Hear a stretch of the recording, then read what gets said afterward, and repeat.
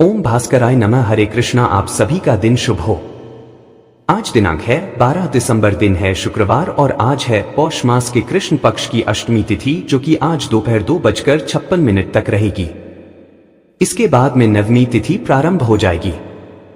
आज ब्रह्मा मुहूर्त सुबह 5:27 से 6:15 तक रहेगा।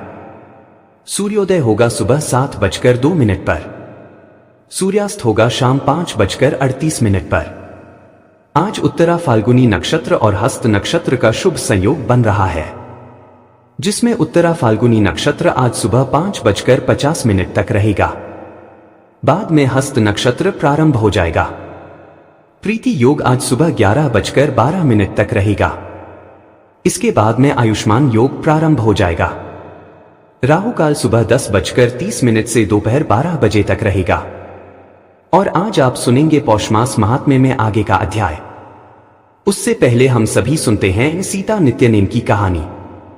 एक दिन की बात है, भगवान श्री राम किसी कार्यवश बाहर जाने लगे। तभी माता सीता ने कहा, भगवान, मेरा तो 12 वर्ष का नित्य नेम है। अब आप नहीं होंगे तो मैं अपनी कथा किसे सुनाऊंगी। भगवान मुस्कुराए और बोले, सीते, कुएं की पाल पर जाकर बैठ जाना। जो भी स्त्रियां पानी भरने आए उन्हें कहानी सुना देना। और माता सीता जाकर कुएं की पाल पर बैठ गई। पहली स्त्री, घमंड का फल। थोड़ी देर बाद एक स्त्री आई, रेशम की जरी की साड़ी, हाथ में सोने का घड़ा। सीता माता बोली, बहन, मेरा नित्यनेम सुन लो। पर वह स्त्री बोली, मैंने सुना तो घर देर से पहुंची और मेरी सास मुझसे झगड़ेगी। वह कहानी सुने बिना चली गई। लेकिन जैसे ही घर पहुंची, उसकी रेशमी साड़ी फट गई। सोने का घड़ा मिट्टी का बन गया। सास ने पूछा, ये कैसा दोष सिर पर ले आई? बहू डरते हुए बोली, कुएं पर एक औरत कहानी सुनाने को कह रही थी, पर मैंने नहीं सुनी। दूसरी स्त्री, श्रद्धा का फल। अगले दिन वही साड़ी और वही घड़ा लेकर सास कुएं पर आई। सीता माता बोली, बहन, मेरी कहानी सुन लो।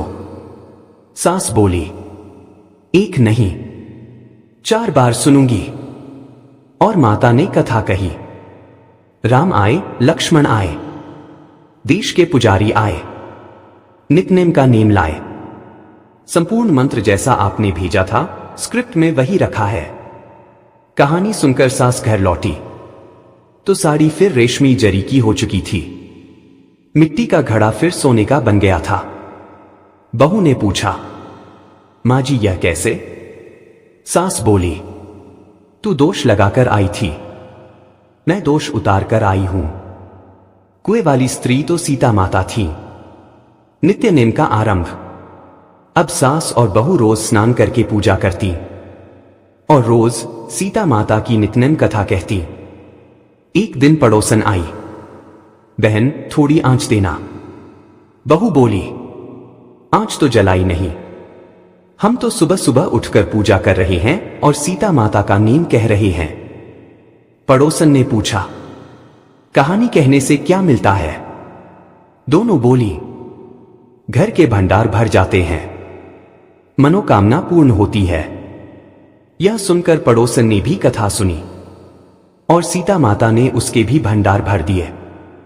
धीरे धीरे पूरा मोहल्ला यह नित्य नेम कहने लगा और हर किसी के जीवन में सुख, समृद्धि और शांति उतरने लगी। सभी प्रेम से बोलिए, सीता माता की जय। पाठ 2, गजानन महाराज और भक्त भास्कर की अद्भुत कथा। नरम संगीत बदलता है, दिव्य पृष्ठभूमि। दास नवमी, भास्कर का प्रारब्ध। दूसरे वर्ष दास नवमी के अवसर पर गजानन महाराज बालापुर में भक्त बालकृष्ण के घर आए। वहीं एक घटना हुई जिसने सबको हिला दिया। एक पागल कुत्ते ने भास्कर को काट लिया। लोग घबरा गए, डॉक्टर बुलाओ, नहीं तो भास्कर भी पागल होगा।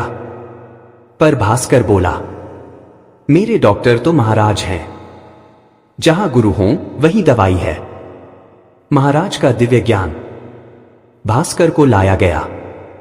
महाराज मुस्कुराए और बोले, मृत्यु और जन्म तो सिर्फ भ्रम है, जब तक प्रारब्ध है उसका भोग करना ही पड़ता है। महाराज बोले, तेरी आयु 2 महीने शेष है भास्कर, क्या और जीना चाहता है? भास्कर ने सिर झुकाकर कहा, गुरुदेव, मैं अज्ञानी बालक हूं, जैसा आपको उचित लगे वैसा कीजिए। मोक्ष का मार्ग। महाराज बोले, भास्कर पुनर्जन्म का अधिकारी नहीं, इस जन्म में ही मोक्ष पाएगा। जितना विष था महाराज की कृपा से शांत हो गया। भास्कर मृत्यु से नहीं डर रहा था, बल्कि वैकुंठ की ओर बढ़ रहा था। शेगांव मंदिर का संकल्प। भास्कर ने शेगांव के भक्तों से कहा, मेरी इच्छा है कि यहां महाराज का एक विशाल मंदिर बने।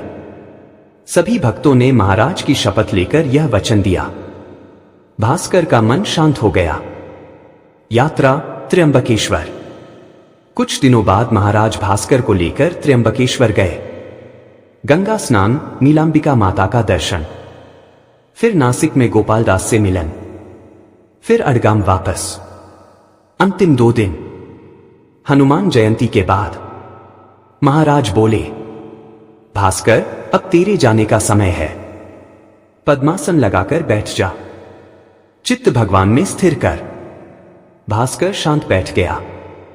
सबने उसे मालाएं पहनाई। भजन होने लगा। सूर्य मध्य में आया। महाराज ने ऊंचे स्वर में कहा, हर हर, और उसी क्षण भास्कर के प्राण अनंत में विलीन हो गए। वह वैकुंठ चला गया। दिव्य समाधि। भास्कर की समाधि महाराज ने द्वारकेश्वर में देने का आदेश दिया। सब भक्तों ने भजन कीर्तन के साथ समाधि पूरी की। 10 दिन तक दीन दुखियों को भोजन कराया गया। कौवों का रहस्य। 10वें दिन कौवे पंगत में आने लगे। लोग उन्हें भगाने लगे, पर महाराज बोले, इन्हें मत भगाओ।